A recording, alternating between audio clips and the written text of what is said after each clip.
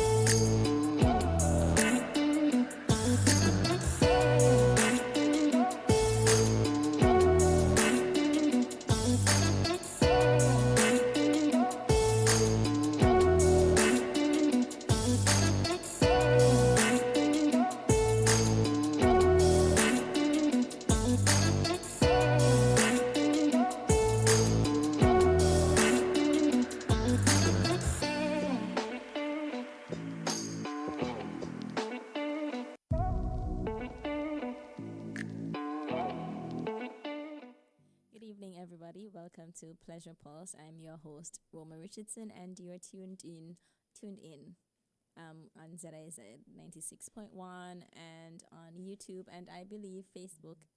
And I'm so happy to have you here with me for another Tuesday night, another conversation about sex and something. And tonight we're talking about sex and teens / sex and teen dating / all of those things. But as usual, before we get into the conversation, I like to take a short break so that you could let everybody know that Pleasure Pulse is live.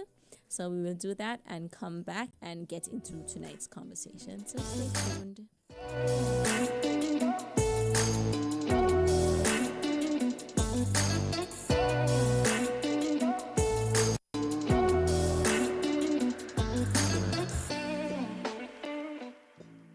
Welcome back to Pleasure Pulse. I'm your host, Roma Richardson. I am joined here by my guest, Vaughn. Do you want to introduce yourself, or everybody know you at this point? I would think so. But I'm Lucine Pemberton Vaughn, health educator and counselor within the Ministry of Health, within the National AIDS Secretariat in the Ministry of Health. Mm-hmm.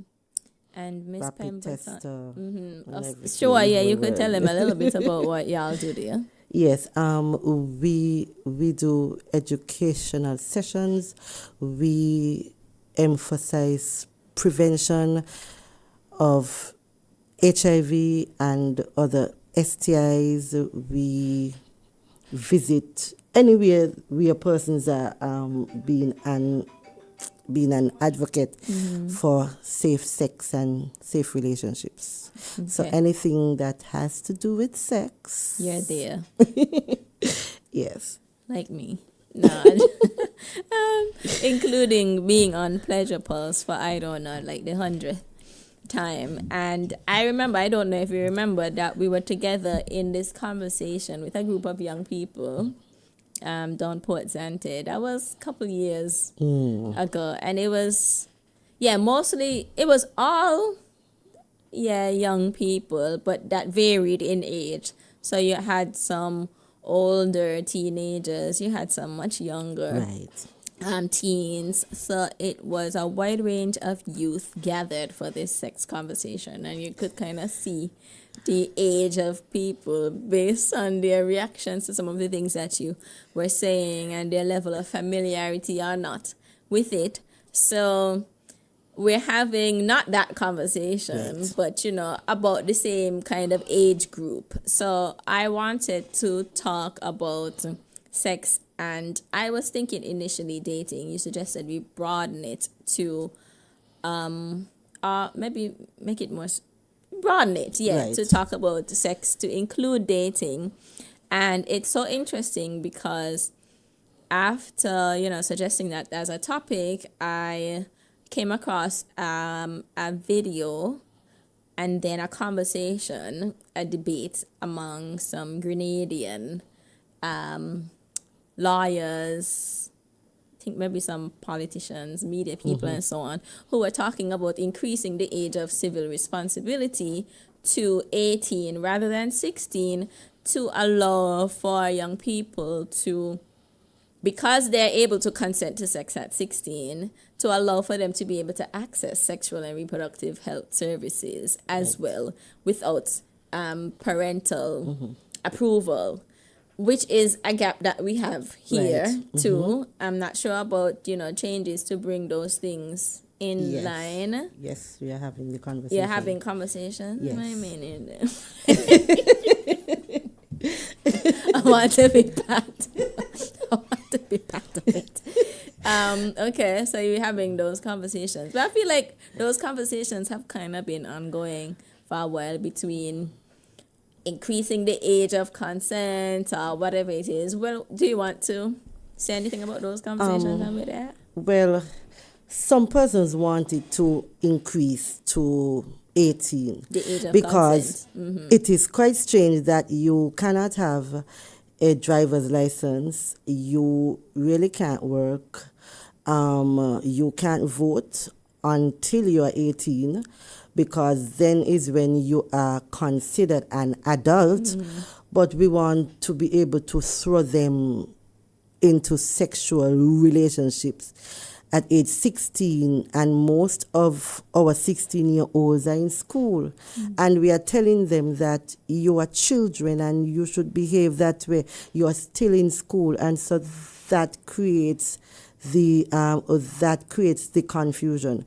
And so we would like for us to be on one page. There are certain things that are expected of you as a school child and you as an adult. Now, in terms of accessing health services presently, because you are now able to have sex at age 16, we are looking forward to put something in place that says, well, if a child wants to access sexual health services, that they are allowed to, because no child will just show up at a health center or hospital for that service unless they are active.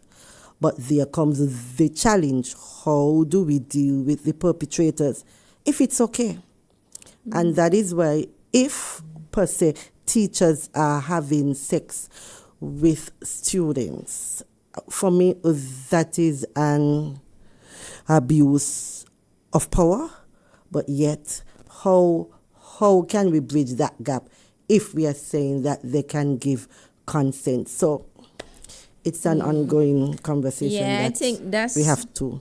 There are so open up. many, aspects of that conversation, because, for example, and even when you talk about people who are able to, let's forget 16-year-olds. Even when you reach age 18 or age 19 or even age 20, I personally have some thoughts about a 19-year-old in a relationship with a 50-year-old. I still think that there are, power dynamics. I still think that the behavior and the treatment is often unequal, that people are not usually on the same level, they're not equally informed, or absolutely not equally experienced. So I have my ideas about that, and that is like age of consent aside, still wanting. And I think the whole point is the emphasis being on healthy relationships rather than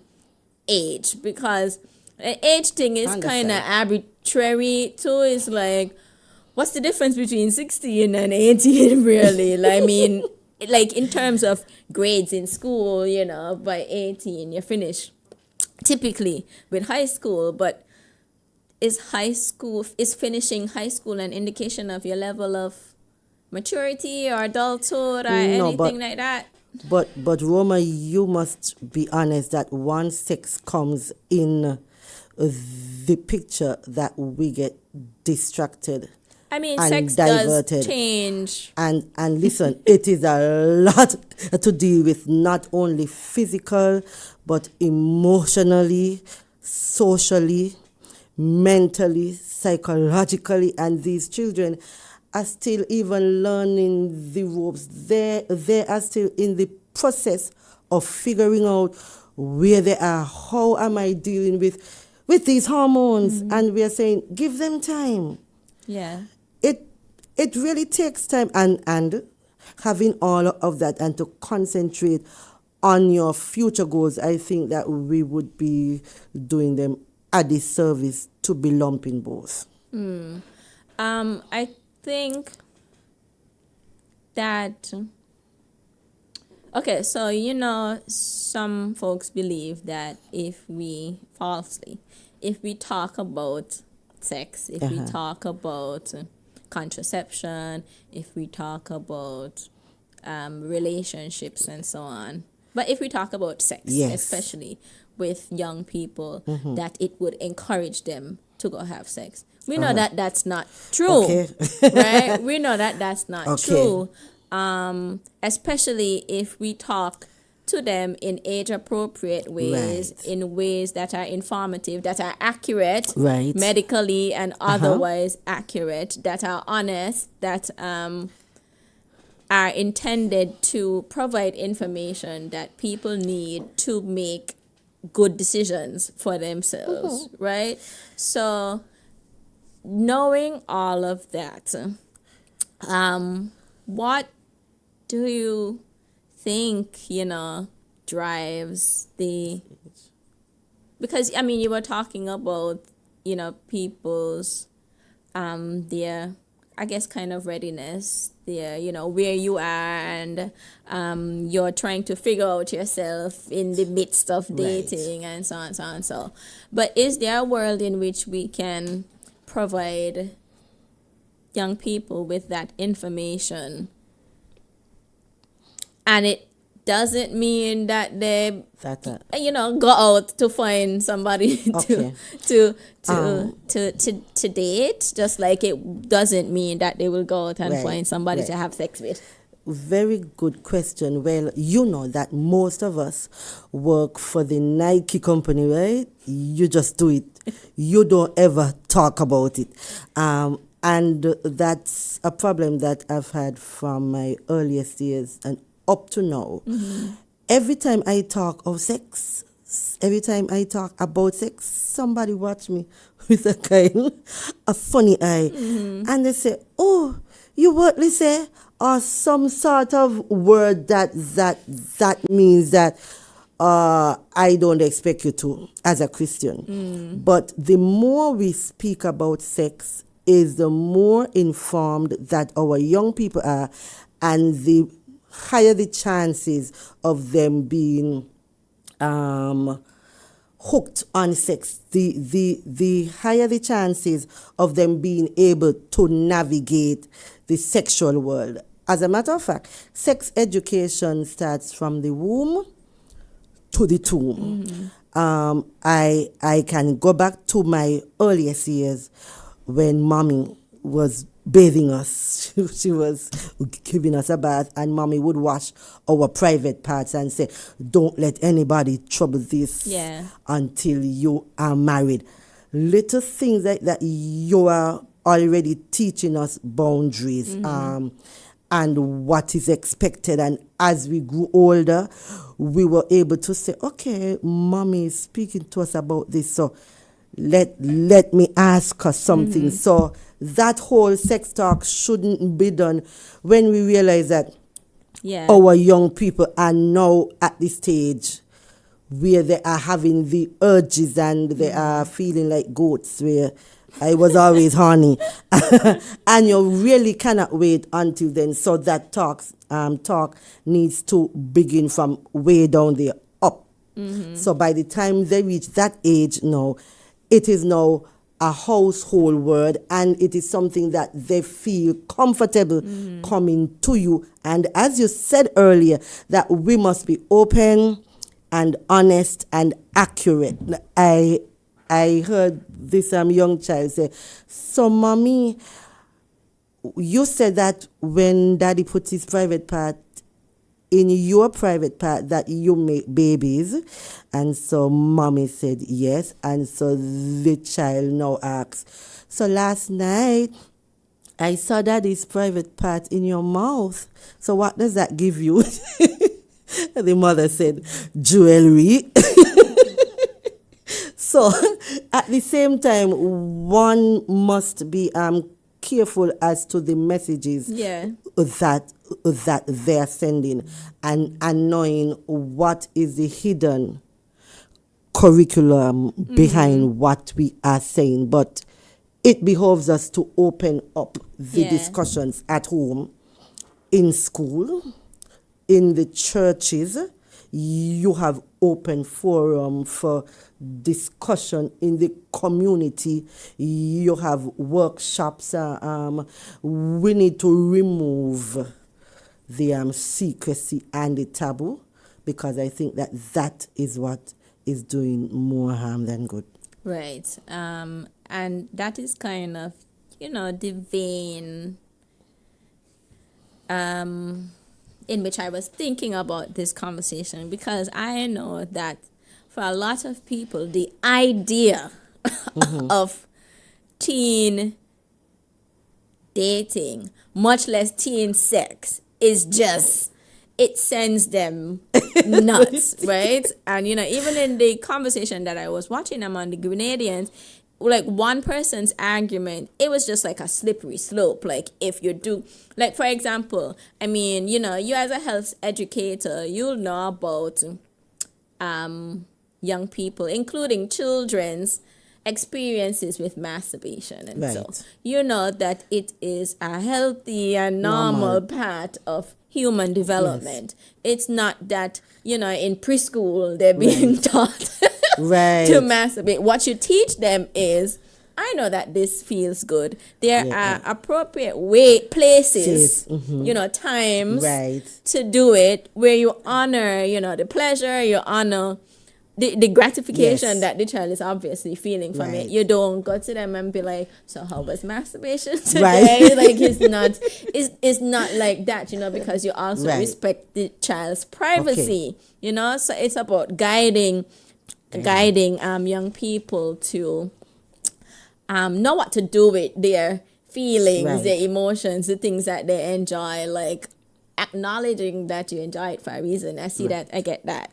Can't do it everywhere because XYZ, blah, blah, blah, blah, blah. Right? So I hear you about, the earliness that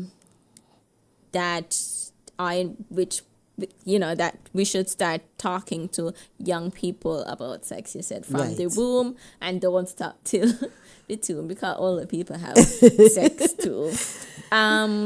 What would you say are some signs that young people are ready or not to start dating? So generally, let me provide some more context for this conversation. So I know that most of my listeners are adults. And so my thought was that, we could share some information here that might inspire you to talk to your young person, your teenager, your child, whoever around you, or that might provide you some conversation points to talk to other adults who might have children or whatever, but just to help to remove some of the discomfort around thinking about and talking to our teens about dating. So so back to the question. What are some signs that a teen is ready or not ready to start dating?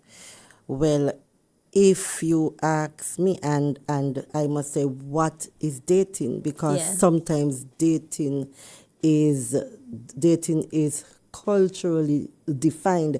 For me, when I hear that a teen is dating, when a school child comes and say, I'm dating, I know what most of them mean. I have a boyfriend that I am seeing, and or I have the hots for this young girl, and we start moving.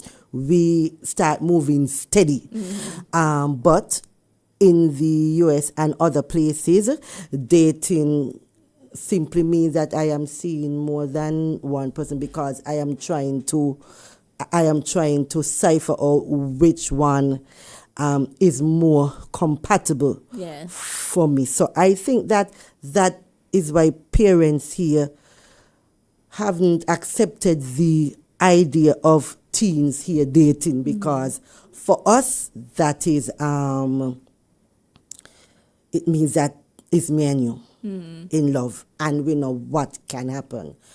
So going back to the questions, what are some of the signs? And I wrote down some of my thoughts, because as I told you that I am in menopause and sometimes the brain doesn't work so well. Okay. Number one, we have to look and see if they are emotionally mature, meaning that they must be able to handle rejection, jealousy, or disagreements without falling apart.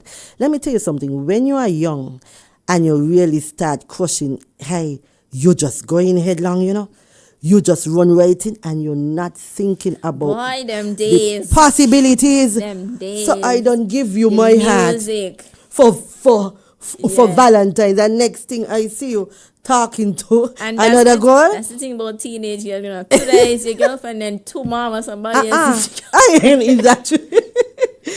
After a while, you start to get possessive, because you think that you're exclusive. And my father always taught us that you have to specialize, you have to generalize before you specialize, meaning you get to know a number of persons. But we here, I see you and I like you, and me and you just start moving. But if we don't even want teens to get to know one person, we definitely don't want to get them to get to know multiple people. But they can know multiple persons with boundaries. We are encouraging them not to go out there and have sex, but to have clean relationships. So one sign that they are ready is the emotional maturity. Then number two, respect for boundaries. And they must understand that no means no, and that they can set their own healthy limits. It means that they must first understand themselves. What do I want? How do I feel about this? Then you have to look at peer pressure awareness. They don't feel forced, and they can handle someone saying, I do not agree with what you stand for, and they're still being able to hold their ground and be able to have that healthy balance. Then you're saying independence and self-identity. They know who they are, and they don't need a relationship just to feel valued. So because what happens in relationship at this age, especially when they start to get sexual, is that men give love to get sex. Most men know that women love to hear nice stuff, so they tend to say, I love you. And especially if that child is not getting the love from home, especially from a male figure, you know how that young girl starts to melt. And so men give love to get sex, but women or girls give sex to get love. I am thinking that when I give you my body, that you will love me more, only to be devastated that after a while, if you really want to know if a man loves you, then you will wait and keep him coming back, keep him coming back. He will keep up with that chase. So these are just signs that they are ready. Family trust. are they honest with their parents, saying where they are and who they are with? Do they feel that they can really trust you? Because for me to, okay, you dating, it means that you will need somebody to guide you through this process. Yeah. And the best person is from the home, their parent. We are on this part because the home is the first school. So there are certain things that must be in place before we throw them out there on their own. A lot of the times too, during this period, they really don't know what they are getting into. One girl called me and she asked, Auntie Puss, my boyfriend, and half of the times these teen girls date older men. Okay. Not the little school boys, because Yeah. girls mature fast. Much faster. So you can be 14 and you have someone that is 17 and 18. But Antipus, he says that he is okay with not having sex with me, that he just want a kiss. Can I kiss him? It's okay, right? Because that's not sex. And I just smile. And it brings out the fact that parents really need to go through the nitty-gritty details. Now, the poor girl don't know that when you kiss, it is like electricity gone through your body. And so your head gone, although you said that you were not doing it, it is just the feel of those lips on yours that cause parts of you to jump and get out of control. And so we have to teach them healthy boundaries. So I know how to tell a girl, what a kiss does.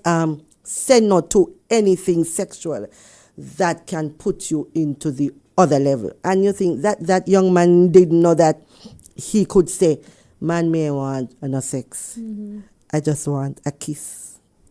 So those are some healthy signs. I appreciate that you went into talking about, the role that parents play in guiding young people who are dating. Because I was, as you were talking, I was thinking about that too. And I was going to say, it sounds like, and that's a major difference between teenage and adults dating. Although when adults dating, we still sometimes go to our friends' parents for advice and so on. But with young people dating, that guidance is probably a lot more necessary because, whereas in adulthood, you might have dated a few people by then, if you're a young person, this might be your first. Right. And you might have no clue about how anything goes. And it doesn't mean that you should be forced to stay clueless. What an adult does, a trusted guardian or whatever it is, it could be an older sibling, is help to provide you with information, is help to provide you with the benefit of their experience and their knowledge of the world. And you also talked about some of the things that, some of the signs of your readiness or not. You talked about things like managing emotions like jealousy, about possessiveness and so on. So that kind of brings me to my next question, which is, how can teens recognize and prevent dating violence or abuse? Because we know that is a reality a lot of times, because, and I think it's because, we're not even accustomed or comfortable with the idea of young people being in relationships and having sex, that we don't even acknowledge when they are in unhealthy relationships. And that's why, I started out talking about with you about, is it about preventing dating and so on and blah, blah, blah? Or is it about, even for older people, is it just generally about teaching about and encouraging healthy relationships? So, how can teens recognize and prevent dating violence or abuse, and maybe what signs are there that parents can look out for too? I think that we are fearfully and wonderfully made. And you know what? We can tell when we feel safe. So number one is to trust your instinct. Love should feel safe, and love shouldn't hurt. There should be no form of fear or coercion. So if you have set your boundaries and you realize that this person has no regard for how you feel or for how far you want to take this, then you know that that is a red flag. Disrespectful. That's one. Number two, calling you names, belittling you in private and in public. Number three, this sort of control. He doesn't want you or she doesn't want you to all of a sudden to make friends. Yeah. And all of a sudden they want you to cut off ties from those who were once close to you, and sometimes family members. What are you going to discuss with your mother? That's not right. If you do it, pushing, shoving, shouting, it starts there. Yelling, putting their hands in your face because it goes up in stages. Not respecting your privacy. They want your phone. They want her to see who you have been speaking to, how often, asking you personal questions, lack of trust. You said that you are going to a school fair, calling you constantly, texting you, where are you? Who are you talking to? When are you coming home? I am at the science lab. Send me a pic. Lack of trust, and all of these are signs of abuse. It can either be physical, emotional, psychological, body shaming. Oh, look at you. You can't lose weight. All the rest girls your age got nice form. You need to go by the gym. Obviously, that's not love. Parents have to look out for signs of withdrawal. Kids constantly seeking validation. Mommy, am I too fat? Do you think that I am beautiful? Do you think that John would love me because I realize that I've put on 5 extra pounds? Withdrawal, depression. The child was bubbly and always willing to go to after class and dance class, and then you realize that they have lost interest in activities that they once found pleasure in. All of these are signs that something is wrong. They were very open with you, but they have gone very quiet and withdrawn. It is time to pull them aside and have that conversation. How are you? What's happening? How are you feeling? How's life? What's bothering you? You can tell me. You are safe with me. You know that I trust you. I believe in you. Another thing that happens is that our children feel sometimes like if they come to us to tell us something about somebody that we hold in high esteem, for example, a pastor in the church, an elder, an older family member, that we won't believe them. So we have to constantly tell them, I trust you. And parents, we have to trust our instincts as well.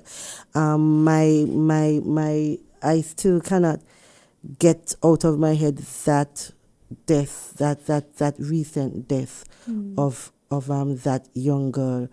I think that we have all failed, that somebody should have been able to pick up signs in the school, in the community, in the church, somewhere. So we have to always be That's a on the that's a alert.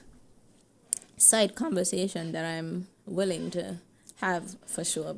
But I just want to say like one thing, which is it that nobody saw the signs or we just ignored them? Because I think people saw signs, knew things. People always know things, which is also why, like, every time the conversation comes up about a sex offenders registry, I'm like, Yeah. first of all, you need convictions to be there, but then it's like community pedophiles are a known and accepted secret. Like everybody that tell you who to stay away from, everybody know that this person has molested generations of women in one family. Like people could always tell you the stories. It's just it never goes beyond a story. But is it true? Because I heard that you can't call names, like you say, like, oh, they said that this person was stabbed, this young girl was stabbed, but then you can call that person's name. But if you commit murder or you didn't pay your you mean like in sexual assault? Yeah, in sexual assault cases, they don't usually name either the victim or the perpetrator, because they believe that if they name the perpetrator, then people might know who the victim is. I think that's the premise. But my point is just that like it has to go beyond everybody just knowing to there being, a case reported to police that people follow through with and prosecute, and nothing happens to derail the case. So anyways, another conversation. I don't know, we've talked about that. I just wanted to add, a few more things to those signs. Ways to recognize teenage dating. I see it in real life, and I also see it in media, which is the constant like breaking up and getting back together, and especially how it's done, because sometimes and a lot of times it's conditional, right? It's like I'm breaking up with you because you wouldn't do X, because you want me to do Y, and then they come back after an explosion or whatever, and it's let's get back together, and then it just continues. And then I think there's also that thing that, it's like manipulation, and so where people do things that they are very aware of is something that you don't like. Right. For example, they will intentionally go and talk to like lots of other people right in front of your face. Or another thing is just showing up where you are. So you talked about the lack of trust. So like you both in school, they're supposed to go to class, but they're outside your class, standing up waiting for you. And they had to walk you to your next class, and they're gonna come back 5 minutes before that class done. And there are also like those small, like how when we were, I wouldn't men as men, I'm just to say when we were children. I know when I was a child, people used to say that if somebody is picking on you, especially if they were thinking about the opposite sex, is because they like you. Yeah. So from then, like they normalized this idea that hurt is love, and hurt is adoration and things like that. When it was like, could there be other ways that this person could show me that they're interested in? And is that really it? Like, is it really where did they get that?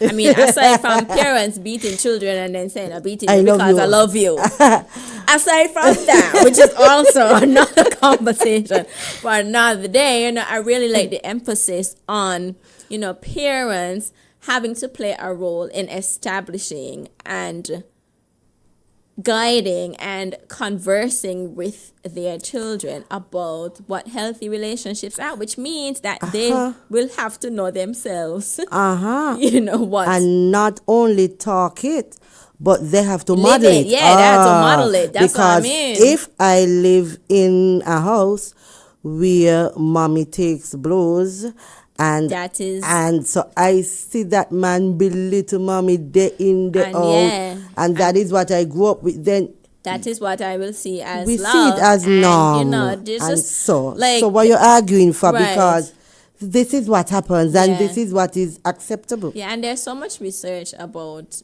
those cycles of violence and how violence is passed down. And I don't think we quite grasp it. Like, I don't think we grasp it at all. I don't think we grasp it fully. I think, my mother always tells me the story of some boy who used to terrorize me in preschool, and the parent was like, well, why you expect? That's what he does see.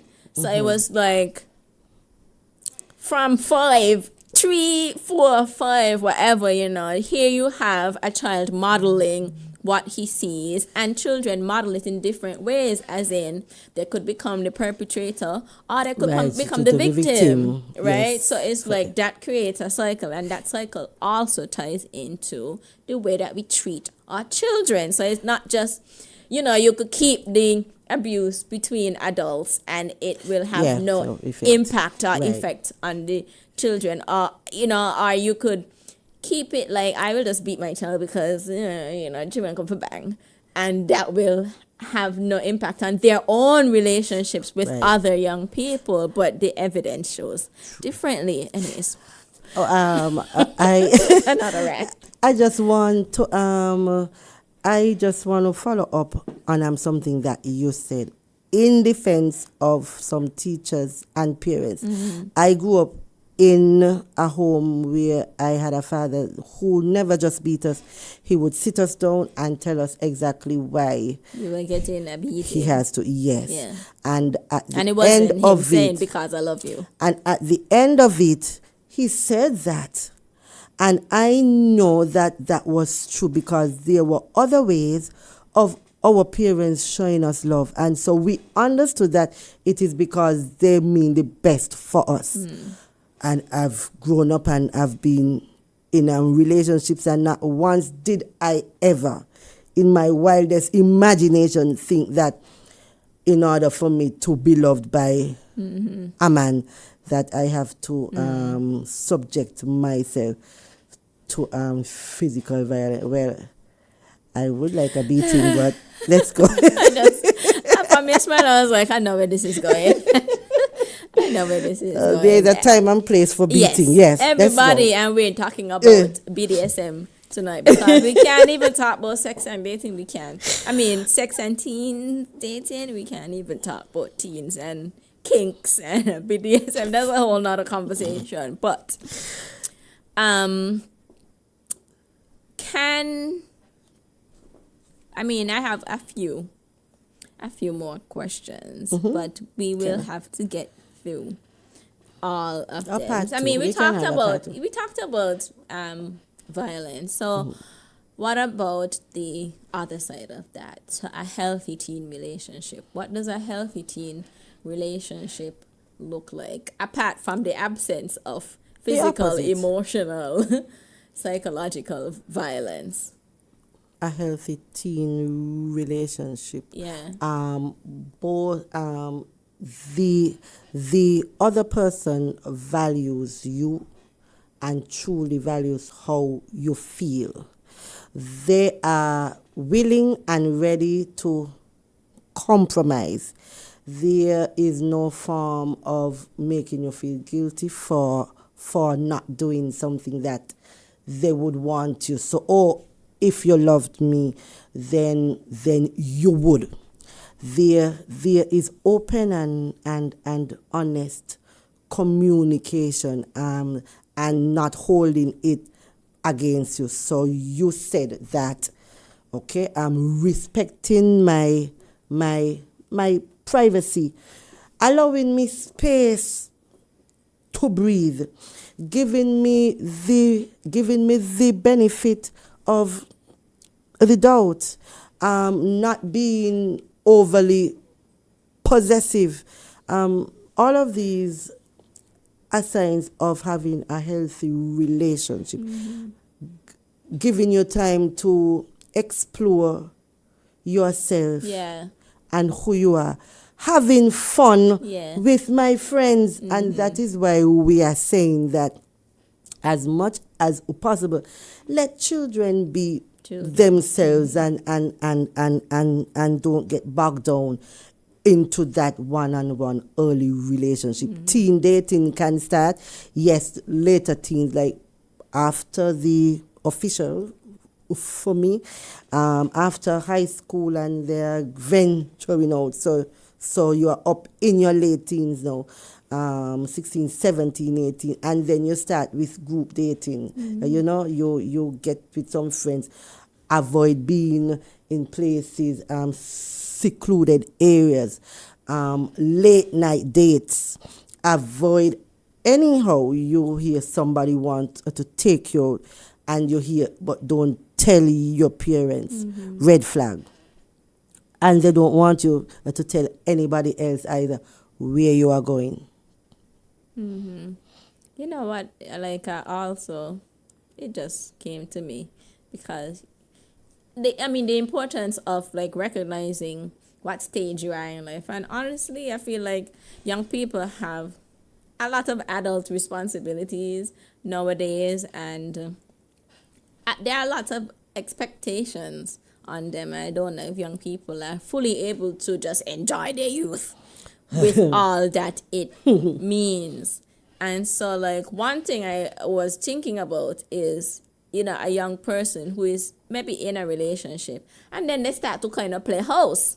So it's like they're going by their partner and they're over there and they're washing dishes, they're washing clothes, like the people them clothes, they're participating in the chores of the house. And so I don't know if anybody doing that. I would discourage that strongly. Because you're supposed to be out there playing, you're supposed to be out there going to the movies, you're supposed to be out there doing things with your friends. But I also, like, one thing also came to mind, which is, I know, cases that I have heard people talk about, and it's not just about setting boundaries, but some of the unfortunate realities perhaps that come with teen dating, where, like, you might have your boyfriend or whatever, and because boys generally aren't raised feminists, aren't raised to, like, we might talk to our girls about what healthy relationships might mean, and we might just talk to our boys about how to have sex. And so I have heard about situations where, like, a girl goes by a boy, she's decided she's ready to have sex with that boy, whatever. And then he invites other people in. Yeah, I've heard about cases like that. Yeah. Like, how do you protect, young people against things like that, especially in situations where they might now feel pressured, because now it's like, if you want to keep this relationship, you will do these things. Like, how do you? And that is why we are saying upfront, have your open and honest talks and your with boundaries. All of your children. Of course. Yeah, including your boys, especially your boys. Of course. Yeah. And so you set your boundaries. So for the young lady, as soon as she realizes that there are other male partners coming in, she needs to pull that boy aside, and preferably outside. Say, darling, can I see you? I would like to tell you something or ask you a question. And she's already outside and she keeps walking. Do not go back in if you really don't have to, because she can easily be overpowered.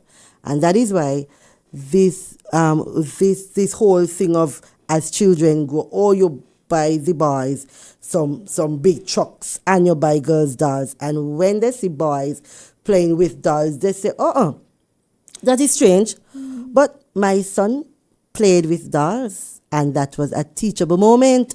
So when I see him start to take off the doll's panty and take off the dress, I said, no, that's not how you treat a young lady. Did you ask her? Did she say yes? No. I said that those are out of bounds. Those are areas that you don't go, and you don't just pull her here. You treat her like a young lady. So you're right. It is from the growing up. We haven't given our males that orientation of how to be a decent yes, human and being. let me tell you, so when I find a man that is really loving and understanding and soft, I mean the softer side of him, it's a real turn on. Okay. My last 2 questions, because we are at 8:50. Wow. We are 8:52 already. Can you have a meaningful relationship without sex? And this is a big question because... You mean for teens? Yeah. So it's like you're talking to a parent and the teen is asking. Okay. Because, there is... Right. we talked about sometimes the age differentials in teen relationships, and that is often Right. the case. And even where you don't have those big age differences, we go back to how boys are raised, because boys, nobody discourages really boys from having sex. Boys are encouraged to have sex, and they're encouraged to have sex early. They are encouraged to have as much sex as they can with as many people. But women have to worry about the body count as they can. So for them, masculinity is heavily tied to sex. And so I feel like a lot of boys who probably don't even want to have sex feel pressure to initiate, or feel pressure to act like they want to or are interested in, and so they pass that pressure on to their partners and so on. Right. But is it possible to have a meaningful relationship without sex? Well, as teens, I don't know if you know, but sometimes you can be having a good relationship, and as soon as you introduce sex, that's it. Things just get muddy and messy. Of course, at this stage, the most fulfilling relationships are those outside of sex, because communication is now at its highest, and different forms of communication and self-expression. And what happens is that you get to bond more, and so it increases trust and closeness. It also gives you a chance to test your relationship. Are you really interested in me, or you are interested in what I have? Real love is willing to wait, and a man values you more. A man values you more when you wait. You see, some of us, it may not be so, but because we get so tangled up in the heat of the moment and how we feel, we give sex, and then all of a sudden trust is lost, because he might feel, well, if she give me so quick, I wonder who else she's giving. Okay. So yes, the best relationships, and if you really want a meaningful relationship, especially at this time of your life, eliminate sex, and you can share your feelings, your dreams, your challenges, and these things bring you closer. You can even help each other with schoolwork. You can go out, laugh and have fun and joke and create memories that strengthen bonds. Do healthy things together. Join a sports club. Go out and do something good in the community, and you would see her. And because there is this natural build-up now where the man really gets to value you, and it shows self-respect, self-restraint, so that if for whatever reason you have to separate, he knows that you can control yourself and control your feelings. Okay. And finally, How can parents create a safe space for teens to talk openly about their dating lives? And this is for, because we know there are like a range of realities for parents. So some parents might be more open to, their teenagers dating. Some people might be less open. But I think in both of those scenarios, the teens with better outcomes are the ones who can turn to somebody to say something is going on with me. Because that is unfortunately, part of the purpose for.